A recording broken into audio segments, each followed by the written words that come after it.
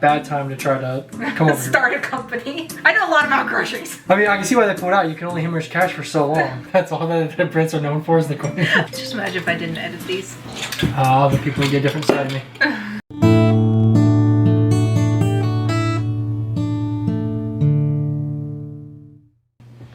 Oh. You're dead now. Yeah. Hey everyone, welcome back.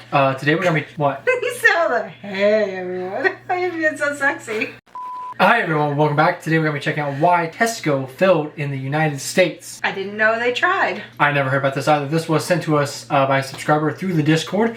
Down the link below. I'm definitely going to be shining that out a little bit more. If you guys have suggestions, I'm more likely to actually see them if you guys send them there than any other social media or the comments. You can still comment down below. If you want to see us react to something or send something our way, Discord is the best place to do that. So please go check that out and join. Anyway guys, as you guys probably know, we did go to a Tesco supermarket. At least one. Yeah, the smaller version of Tesco. There was a whole conflict between Sainsbury's and Tesco. We checked them both out. I forget what, I think I ended up liking Sainsbury's a little bit. Yes, but to be fair, we only checked out the neighborhood market ones. Yes, the for small both versions. of those. So we only saw the smaller ones. That's the only things we were comparing it to. But compared to each other, we liked the Sainsbury just that much more. Anyway guys, I am interested in checking out this video because I know Aldi has been very successful over here. Yes, I like Aldi. And I'm pretty sure it's German. I think. I could be so. wrong on that, but I know it's foreign. So I'm curious of why Tesco failed in the US. Roll film.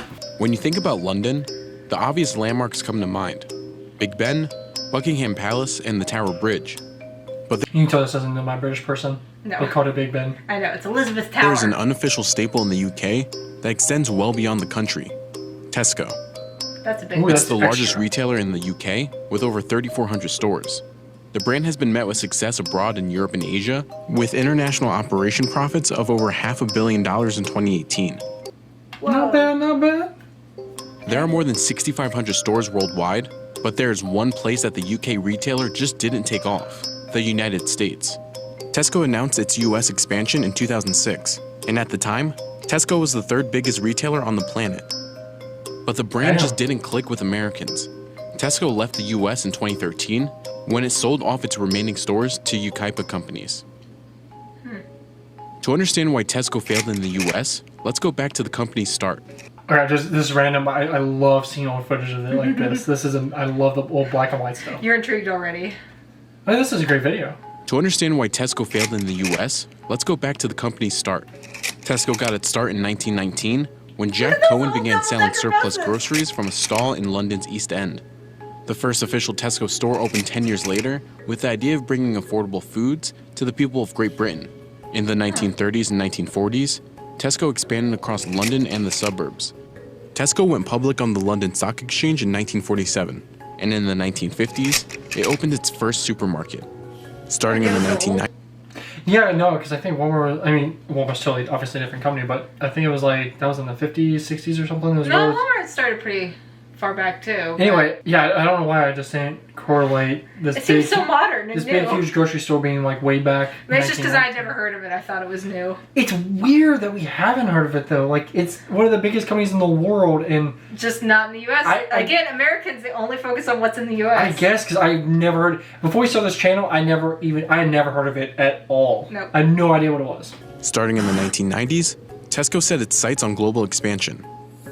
Tesco had stores in the Czech Republic, Poland, Ireland, Thailand, Malaysia, and India. By 2007, It's a pretty wide range of different cultures. Yeah. Tesco had over 1,300 stores in 12 countries. In that same year, the company invested roughly $500 million to establish operations in the United States. And in November of 2007, Tesco entered the US market. Instead of going by the name Tesco, these stores opened under the name Fresh and Easy. The name was supposed to introduce Americans to what they would expect from shopping at Tesco in America: fresh food at a reasonable price. It also had small store formats to make shopping simpler, and it offered lower prices under its company-owned labels. For Americans, the shopping experience at Tesco was a lot different from what they were used to. Fresh and Easy stores were a fraction of the size of the average American grocery store. They were designed for the kind of consumer who shops daily. There were more ready-to-go meals for consumers than your typical American grocery store. And there were lots of self-service checkouts. Yeah, okay, so yeah, 2013, that was before self-service really took off over here. Yeah, and I was gonna say, I don't know how long Aldi's been over here. It's been a but while. I feel like it's Over 20 years. newer that it's become popular No, it's done well over here, but it's a bigger store. Like if you're trying to do a small, like look how small that store is. It looks. I guess, but most of the Aldi's around here are not that big. No, but I'm gonna say because like Walmart tried to do this over here. Remember, like the last 5 years they did Walmart Market. Walmart Market, and the whole idea was just a mini grocery store, very small, compact, just food. I think they had some dog food and stuff, but like they spent so much money. Like building these all over the place. I think they were trying to compete with like Dollar General, which is like every small town has one of those over here. Yeah, and it's cheaper. Yeah, but anyway, and they had to shut down almost every single one of those stores. I think, especially at that time, 2013, and the name Fresh, what was it? Fresh and Easy. Fresh and Easy. I mean, I think now it would do really well over here. What? You didn't hear my comment. What? I said it kind of sounds slutty. Oh. No, I think it would do well over here now because we have like Hello Fresh and Whole Foods and what's the place you go to? Natural Grocers. Natural Grocers. So I think those are mostly health food stores. I know, but I'm just saying with that name now, again, 2013, Americans definitely like health conscious. I'd say, at least to me, it seems like in the last 5 or 10 years. Yeah. And there are lots of self-service checkouts. The format of typical American grocers are really big compared to Tesco's. They're designed for a shopper who shops in bulk and on a weekly basis. That means checkout counters are typically staffed with clerks and baggers, and there are more brand names on shelves. And there isn't nearly as big an emphasis on ready-to-go meals. The designation Fresh and Easy is actually a very good sub-branding. In other words, Fresh and Easy, pretty much sums up the two key attributes that they were selling, freshness of the product and convenience. The first of Tesco's 53 Fresh and Easy stores all launched in the West in states like California, Arizona, and Nevada. So how did Tesco come up with its strategy for the US? It actually embedded with the American consumer before entering the market. Tesco sent executives and anthropologists to live with families in the US to get a sense of how the typical American family spends their money on groceries.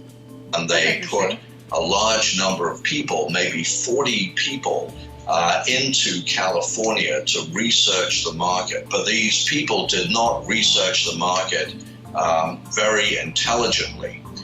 They understood the culture to a degree.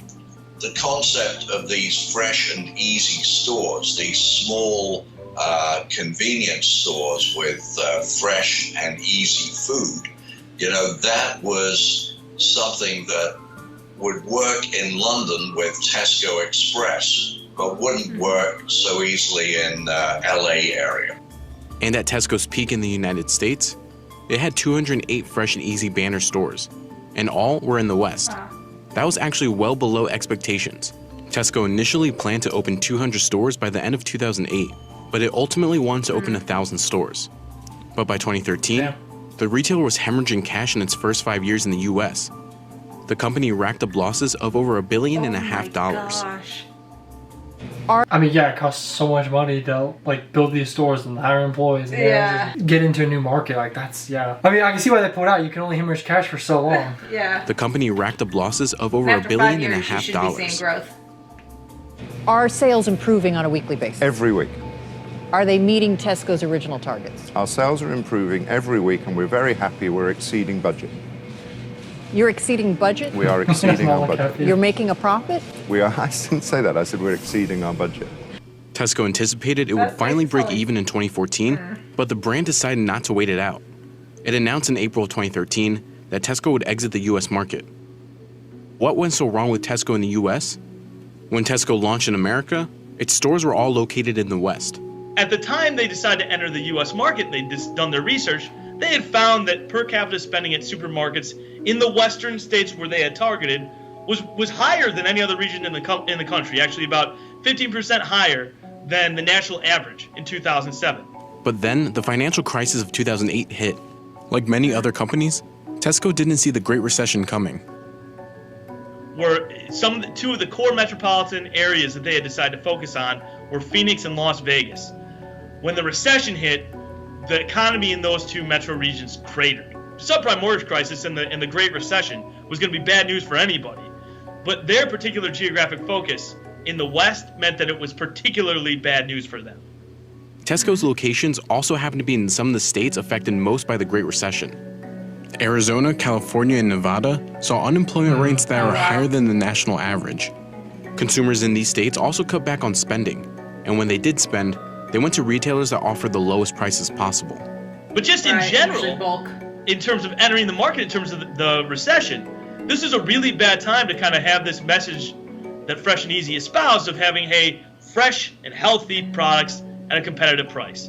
Because as consumers look to stretch their budgets as far as possible when the recession hits, they turn to well-known retailers that have long-standing reputations for low prices. Yeah, that's true. That's what I was gonna say. When you're like, I don't know, I feel like if you're really on a really tight budget and stuff, you're gonna go to the places you know and trust. Like, I already know these have these prices. I'm just gonna go there and not. I mean, you can still branch out to a new place just to try it out and stuff, but you're probably gonna stick with what you know. Because you already know what the prices are. You know the prices, you know like where you can budget and everything. So definitely, bad time to try to come over Start a company. Stores were also in areas where there wasn't much foot traffic. So they ended up acquiring leases on a large number of properties that were basically on the wrong side of the road. In other words, they were on the inbound commuting side of the highway instead of the outbound or going home side of the highway. That's something so small, but that's a good you're going point. into work. Yeah. And it's on the other side of the road. You're not going to cross over. Yeah. Yeah, you're just not going to do it. So That's a good point. And not only that, if they're not in heavily... Oh, because of the British, they didn't realize it. No. But no, especially with if you're not in a super heavy dense area. Yeah. If you're next to like a major highway and stuff, it's just most people don't do that. I was gonna say, I feel like East Coast might do better because the cities are a little bit more compact because they're older. Where the West Coast cities are just so massive and so wide span. People don't walk that much. I was actually gonna scroll. Well, I know California doesn't do that a lot, but anyway, I was gonna scroll through some of the comments because that's what a lot of the comments were talking about was that they should have started on the East Coast. Those very heavy dense cities on the East Coast would have been probably way better to start in. Where a lot the of West people Coast. still walk a lot. Well, it's not just that. It's just you have heavy, dense urban development. Yeah, where people shop more on a day-to-day basis. He hasn't said this, but if they didn't set up even one in New York City, I'm kind of surprised by that. Yeah. Outbound or going home side of the highway. So you can see immediately that, people are going to go straight by them on the way into work. When you want to go in to get something to eat on the way home from work, they're on the wrong side of the road. Yeah, because you'd have to get off on the exit, cross over, and some of those are massive highways. Well, no, some of those also divide where you can't cross over, so you have to drive all the way down or up an exit. Yep. And you can go sometimes miles out of your way just to get back on the direction you're going. It's not worth it for a sandwich. Yeah, and you're just I'll go to a different store. Geography was only part of the problem. Sorry, and that is why when I was in Boston, there was a Dunkin' literally across the street of one another on a busy highway. That way you could hit it going in and going out. Yeah, depending on where your in and outs were. Because they love a Dunkin'. Geography was only part of the problem. Tesco also faced pushback by the American consumers. The Fresh and Easy stores didn't embrace the idea of the classic American grocer. Instead, they embraced Tesco's British style of food shopping. American grocery shoppers tend to gravitate toward larger stores that have everything under one roof. But the Fresh and Easy chains were approximately 1/5 the size of the typical American grocery store. The reason for the smaller store footprints is because Tesco's typical shopper shops at the store daily. Smaller stores make it easier for shoppers in the UK to grab what they need on a day-to-day basis and go home. But American consumers tend to grocery shop in bulk on a weekly basis. Yeah. Yep. I was gonna say, I go by monthly, so every 2 weeks. And then sometimes we'll go to the local store if we need extra in the middle. But yeah, definitely most people do their shopping once a week. Yeah. Plus, the Fresh and Easy stores also place a substantial focus on ready-to-go meals, which are a big seller in the UK and Europe. Tesco built a massive distribution center in Riverside, California, complete with commercial kitchens that help churn out these prepared meals. But Americans are more accustomed to ordering takeout or cooking meals themselves. Then there were the safety issues with Tesco's food that turned away American shoppers. To address food safety issues, Fresh and Easy stores offered produce that was wrapped together in cellophane bundles. Now, consumers in the U.S., however, and that might have worked in the UK and in Europe, but consumers in the U.S., they're picky when it comes to getting their produce because people want to be able to touch their produce before buying. However, because the food was wrapped, or the produce was wrapped in cellophane, people weren't able to do that. And additionally, if they wanted, for example, one item, like one onion or one bell pepper, they were not able to do that. They would have to buy it kind of in wrapped with multiple items. Tesco's Fresh and Easy chain. Yeah, but I don't like that people touch all the vegetables, so I actually When it comes prefer... to certain vegetables, I like to be able to choose it. Otherwise, it's usually better value just to buy them by the bag. Yeah, but I prefer if it's wrapped. And I do hate the American system. I don't know what the UK does, but I hate our system and how much we waste in vegetables. Oh. Like, I know the local stores, like, if as soon as they even just start rotting at all, like, there's so much waste and it's ridiculous. Yeah, so I personally do prefer the British version of the Tesco's version of wrapping everything, but... Didn't go after big retailers like Target and Walmart. They tried to target a niche market of consumers. But the stores just simply didn't resonate with the American shoppers. In the end, Tesco pulled out in 2013 at the cost of several $billions.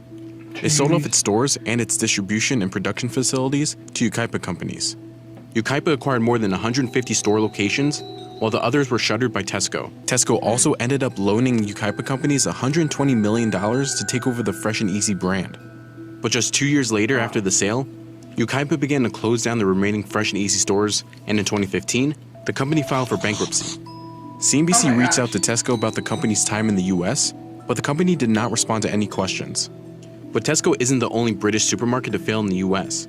Sainsbury's exited the US in 2004, and Marks & Spencer's called it quits in 2006. Oh, man. I feel like Marks & Spencer would have done really good over here if they got in, like, right before Whole Foods. Because they're somewhat similar. They are very similar in feel. Except Marks & Spencer has a lot more day-to-day stuff, too, where Whole Foods is strictly food. 2004, and Marks & Spencer's called it quits in 2006. So Tesco's ill-fated attempt to break into the US wasn't totally unprecedented. But it did turn out to be one of the biggest failures yet, and resulted in major losses for the UK retailer. I think they should have kept the name. Yeah, I think so too. Because if you come in like, oh, what's Tesco? And you kind of like have looked up and like, oh, this is like the third biggest company in the world. That or like, oh, it's foreign. This could be interesting. They might have foreign things here that I can try. Anyway, yeah. So some of the comments. Is it just me that wonders why Tesco did not target a city like New York? I think their business would work there. And then it's like, I can't believe they didn't consider that the West Coast of America is so heavily car-based and their model was foot traffic-based. Why they're not on the East Coast. So it's the same thing. That's the one I saw that you were talking about. Yeah. And then this one, I feel bad for all the Americans living with that Tesco, Cadbury chocolate, and Roundabout. We do have some Cadbury. Yes. And we do have roundabouts actually starting to become more common. Most newer roads that are built have roundabouts if it's in that type of zone. Oh, this is great. That's what you said. They put them on the wrong side of the road. But considering they drive on the other side of the road, you can blame the researchers. See? 1,000 likes. That's nice. I'll give that a like. Yeah, and this guy, I think they should have kept the Tesco branding. Americans love British things. Yes. Exactly. No, maybe not so much back then. Dude, it's not that far. 2012, 2008. 10 years ago? YouTube was a thing. Yeah, but it wasn't as common. I mean, we still loved, like, oh, it's the Queen, it's the British, but that was about all we knew. That's all that the Brits are known for is the Queen. For the most part. That's the first thing I remember. Anyway, guys, yeah, so... Before I was more educated. You're coming into a heavily already saturated market with grocery stores. There's already so many big, well-established brands. Yeah, I almost feel like it would probably do better now if it tried. But obviously they wouldn't try again because of... Oh, gosh, they lost billions. Yes, the issues they've had. But that is bad luck starting in 2008 when everything crashed. Yeah, starting then, and then... Hold tight. Where they started and what they were trying to do. Yeah. Yeah, the smaller grocery stores don't seem to be super successful over here. Not unless they're like the health food stores and you're in an area where people are very health conscious. Like we're really close to a county that's very health conscious and it's a bit of a richy county so people can afford it. So there's lots of health food stores. But even a Whole just Foods, like 30 minutes from here. Even a Whole Foods is pretty darn big. Yeah. Like when you go in, it's not a small it's store. a little bit expensive. Yeah, it's very expensive. So they need to be placed in places where people can afford it. Well, that's the whole thing with Fresh Tesco. and Easy at Tesco, I don't think was super expensive. Yeah, it was it's not competitive. expensive. It's competitive price-wise, but when you're dealing with... But it also wasn't like the best bang for your buck because they weren't dealing in bulk, where you usually can save money on bulk, and when you're only shopping once a week, it makes sense. Yeah. So, anyway. Sorry, I ranted. No, that's fine. I know a lot about groceries. It was It was an interesting video, though. So let us know what you thought down in the comments below. If you agree with our thoughts on it, what are your thoughts on it? And I think that's about it. Please be safe, take care, look after one another, and go check out that Discord and send us some recommendations. Peace.